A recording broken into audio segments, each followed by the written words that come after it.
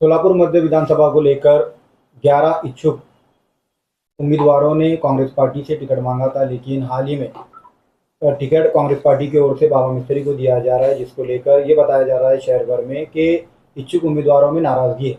तो आने वाले समय में आप 11 में से रियाज हुंडेकरी भी हैं, जो कि उन 11 इच्छुक उम्मीदवारों में से, तो आने वाले समय में आपकी क्या भूमिका रहेगी?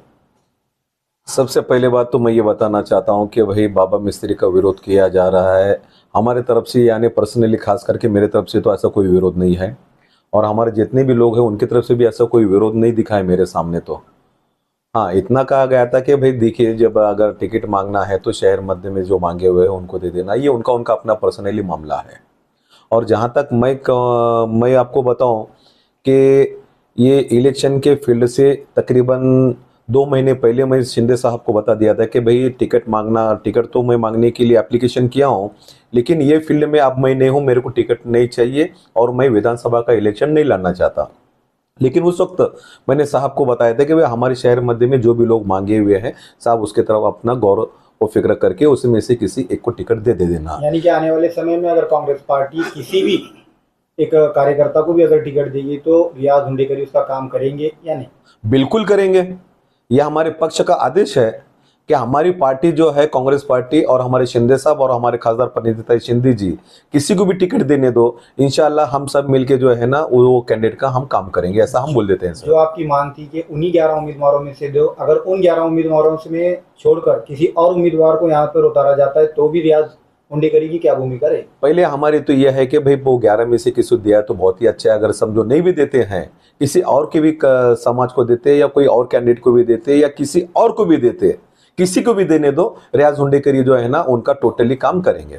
तो बाबा मिस्त्री को लेकर ये बात फैल रही थी शहर भर में कि 11 उम्मीदवारों ने जो है शहर मध्य से ही जो इलेक्शन कमीशन के अंदर जो नाम होता है या मतदान यादी में नाम होता है उसी को टिकट दे, इन 11 की इच्छा थी। लेकिन अब बाबा मिस्त्री दक्षिण से हैं, दक्षिण से मांग की है, उन्हें मध्य में क्यों लाया जा रहा है? मध्य में लाने की क्या वजह है?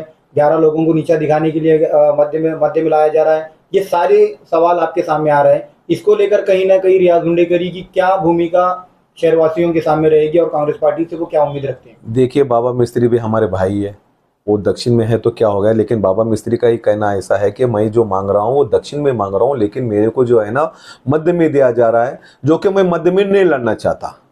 हालांकि बाबा मिस्त्री की भी मेरी 2 मरतबा बात हो गई, तफसील से बात हो गई, तो फिर बाबा मिस्त्री मेरे को बाद में से बताया गया कि रियाज भाई अगर मेरे को मध्य से देते हैं तो मैं मध्य में मैं लड़ूंगा, ऐसा बाबा मिस्त्री ने मेरे को बताया। लेकिन औरों से सुनने में आता है कि बाबा मिस्त्री बोल रहे कि भाई देखो मेरे को मध्य में दिया जा रहा है, लेकिन आप जरा बोलो, साहब को बोलो, ताई को बोलो, वहां से मेरा टिकट कटवा लो। तो बाबा की जो भूमिका है हमारे कुछ भी समझ में नहीं आ रही है, लेकिन आखिरकार बाबा को दो या किसी और को दे दो, हमको काम करना है पार्टी के, और जरूर करेंगे। कहीं ना कहीं ये फैसला रियाज हुंडेकरी आने वाले कारपोरेशन के चुनाव को लेकर मीडिया के सामने इस तरह की बातें कर रहे हैं। कॉर्पोरेशन चुनाव को लेकर कभी भी रियाज हुंडेकरी कोई बात नहीं कर रहे हैं।